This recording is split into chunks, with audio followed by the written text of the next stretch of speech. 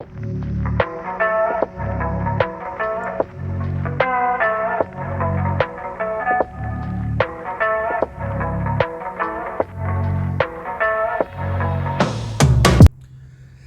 guys, it's Peter here at the Lost Angler Fly Shop in Daphne, Alabama, and today we're going to tie up this. We're going to tie up the Snake Handler 2.0. It's a really simple fly. Only takes about 15 minutes to tie. Videos can be a little bit longer, obviously, because we're taking time to explain things, but once you get the hang of it, these take about 15 minutes to tie. So hang tight, let's get to work. Alright guys, so we're going to start this out with a size 4 B10S. This is one of the new fluorescent red hooks they've got out. It may have been out for a while longer, but they're new to me. And I'm going to be tying this with brown 10-0 Vivas thread. I'm going to start out by putting a good wrap of thread up and down. Just kind of give something for everybody to bite on. And step one is I'm going to put on my dumbbell eyes. And for this particular pattern, I'm going to be using medium tungsten predator eyes. Now that we got that good thread bump that we can put everything on, I'm going to come up with these. These are the tungsten predator eyes from Hairline. And I guess about the past year, I've been super obsessed with using tungsten eyes because they do work so well. All right, we're going to go ahead and get these eyes on there.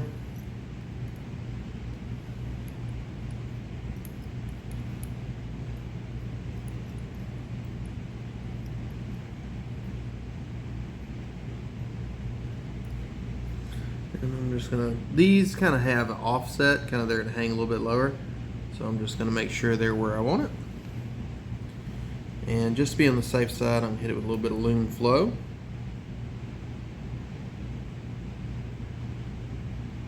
So we want to make sure it stays there.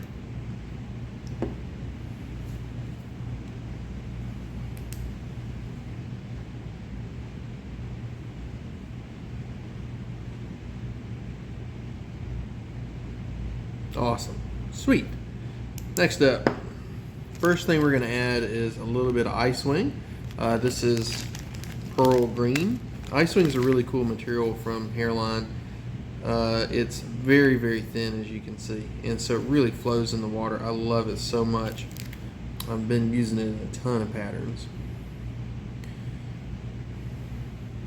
Loop it over my thread, pull it on back. I'll trim this at the end, so I'm not worried about trimming it right now. Get everybody cleaned up. Come on back. Alright, first thing, white craft fur. This is going to form the underbelly of our fly.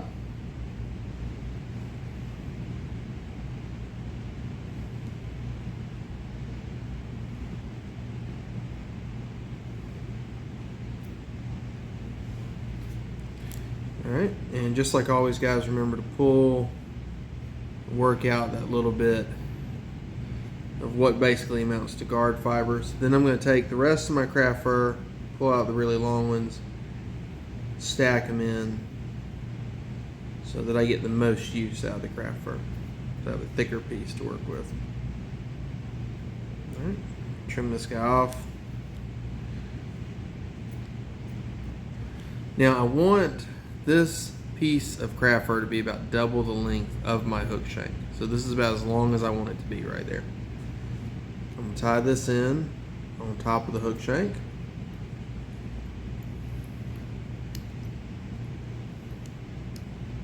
I'm going to turn my fly over, and we're going to repeat this same process now with tan.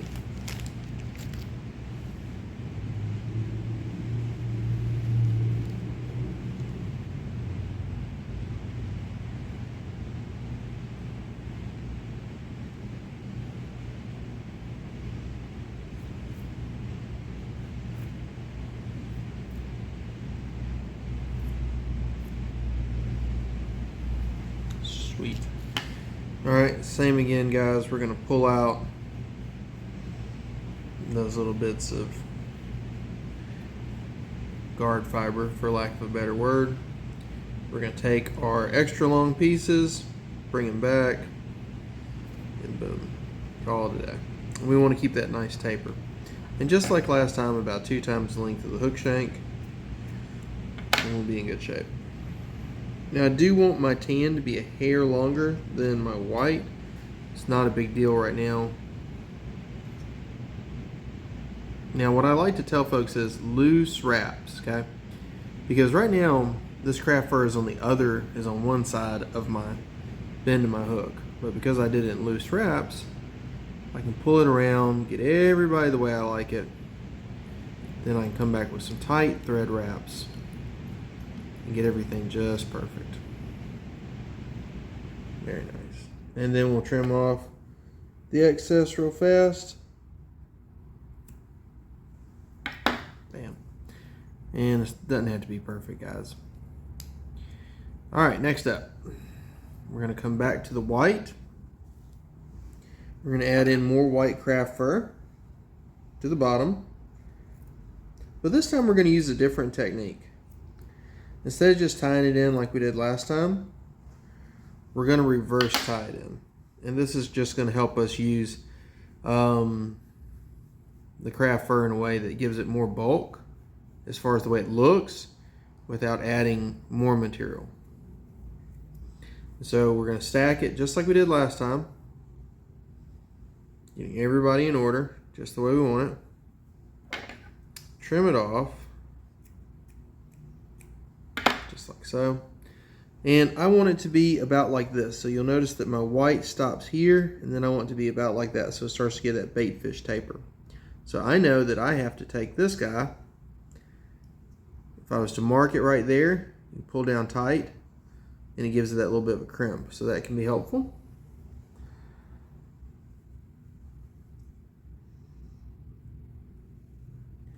And then I'll take this and fold it over to make sure it's the right length. And that came out to where I want it. So since that came out like I wanted it, notice I'm taking my white craft fur and I'm wrapping it down. Now I'm going to take my tag in and I'm going to cut it off. I don't want to cut it off too flush because I do want it to puff out like that so that it forces that craft fur to open up. Now I'm going to lay it over, and when I'm doing it, again, just like we did with that tan craft fur, take some loose thread wraps, push it down, get everybody the way we want it, and then we'll tighten up after we break our thread. Oh no.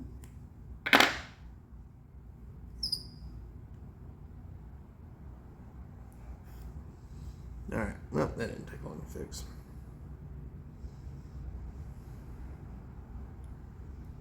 Hopefully it doesn't take long to fix. Okay. Wrap, wrap, wrap, wrap. Same as last time, that loose wrap, fold it over. Boom, I must have nicked that hook, because that'll do it every time. Gamakatsu is sticky. Now we're going to double check the work. Alright, looks good. Came out nice. Now let's do the same thing on the opposite side with the tan. Hopefully not breaking the thread this time.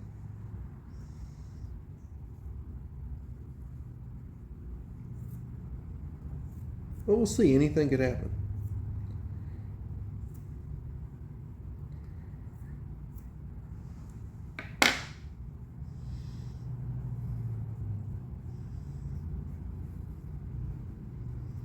Pulling out those guard fibers, stacking it up.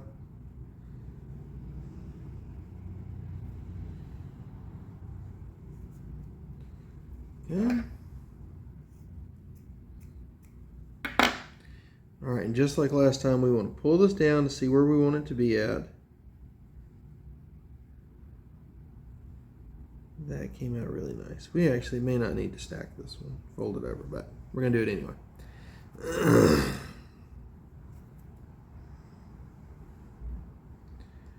we're not going to have to do too much with it.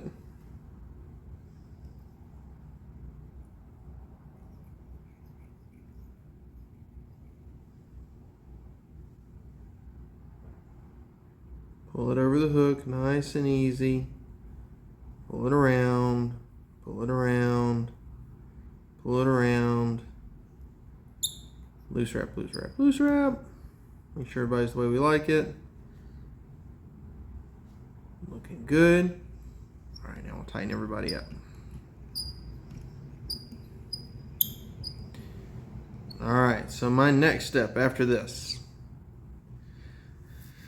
I like to add a little bit more flash. This is EP Sparkle. I'm running out of this back, but what I love about this is the root beer. So it's kind of got that green and that bronze and that copper. I think it's such a pretty color. And I'm just going to take this over the top. And just like with that pearl, we'll trim it up at the end. So I'm going to lay it over the top, separate it over the hook,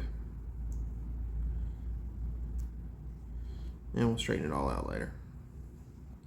So kind of one of my theories for bass flies and for saltwater flies is to get the materials there, and then we can trim up later. So that kind of lets you shape it to be what you want. All right, so now to give some body to the fly before we move forward, I'm going to be using Chocolate's Filler Flash and Pearl.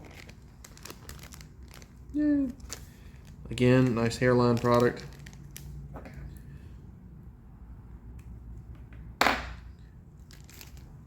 I'm going to tie this in, and then we're just going to palmer it forward. Nothing special, nothing crazy. So what I like about this fly is it's got some good weight, it's got some good bulk, but I wanted to make it very easy to cast. All right, now we're going to take our hackle pliers.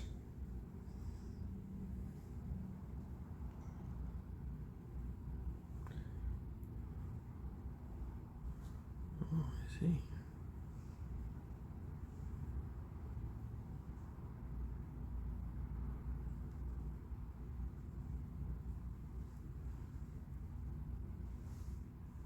Bam.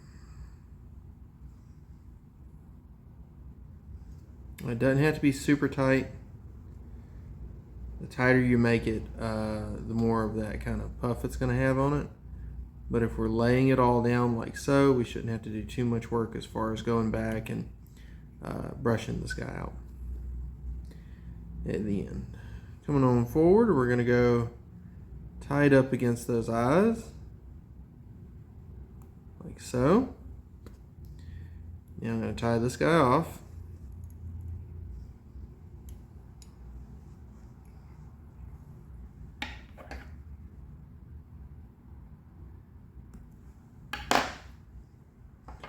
Alright. Got this guy all tied off. Now, I'm going to come in here with some ice dub in fluorescent hot pink.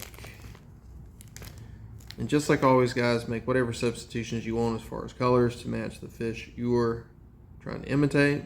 A lot of the bait fish down here are kind of that tan color because we have so many sand bottom creeks and rivers. And so much of the marsh is that way too. So I'm going to leave this kind of nice and puffy. Now I'm going to come on up to the front. And we're going to add Senyo's Lazer Dub and Sculpin.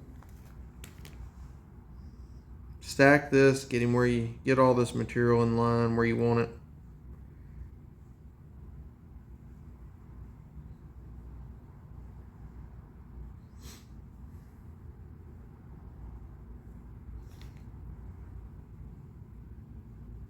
Dubbing is one of those things where a little goes a long way. So for this first piece of dubbing, I'm not gonna like put it in half. I want it to carry down the length of the fly a bit. So I'm going to take this guy, tie him on, and let that dubbing run back down the fly like so. The reason I want to do this is I really want to bring in the overall shape of the bait fish. Then fold this back over, and we're good to go. Nice. And what I really like about it is this is going to kind of incorporate in that sculpin to the back of it. Now for the underbelly, we're going to use Senyo's Lazer Dub, and this is Rusty Bronze. Yep.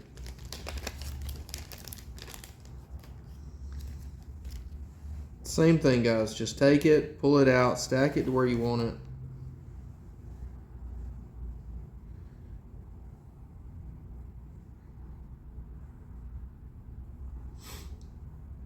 And you can always go back and add more dubbing. So start with maybe less than what you think. So in this guy, if I was to pull it apart and twist it, I'd be thinner than a toothpick.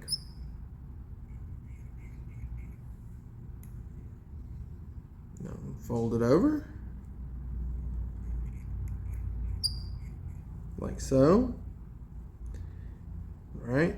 And we're going to repeat this again. We're going to come back with our sculpin olive. Get everybody in line with where we want it. Stacking this material up.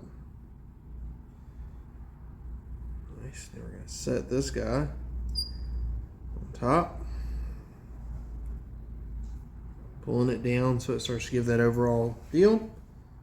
One last little hint of that rusty bronze, and this is going to be a super thin amount. I really don't want too much, because if I have too much dubbing on the bottom, it won't let the fly right, despite the fact that we have such a heavy weight for the dumbbell eyes. It's just too much stuff going on. Separate these guys up. Spread it on over. 1, 2, let's tack it down.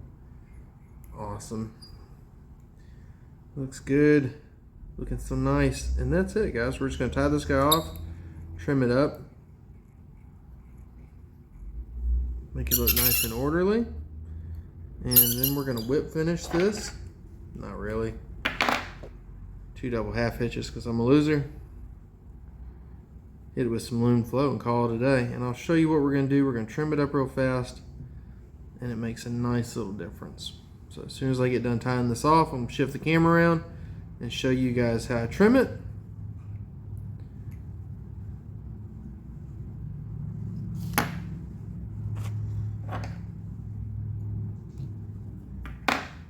Okay guys, so that went really nicely. We got this guy pulled out. Let's pull him out of the vise. And at this point, it's just a hot mess.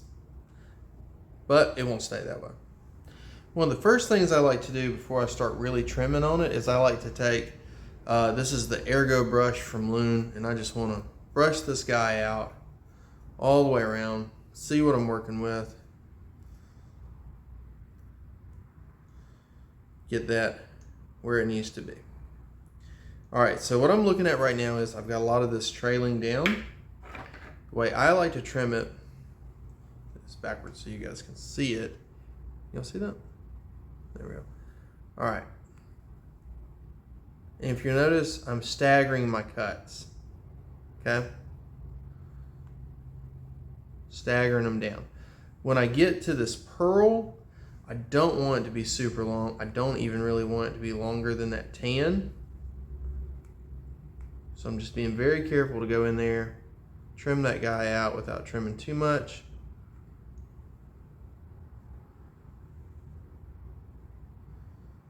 Boom, that's it. Now, some of my white is a little bit longer than what I want. What I'm going to advise you guys to do is, if you're trying to trim out a little bit of craft fur, is just pull on it like this, and that's going to give a really nice tapering effect, so that when we're done, we come out with something that's going to look really nice. Same thing with this dubbing here on the bottom. It's a little bit longer than what I wanted. I mean, you can trim it if you like. Some patterns I do trim, but for this guy, I want that overall look. I kind of want that fat baked fish belly. And there we go, guys.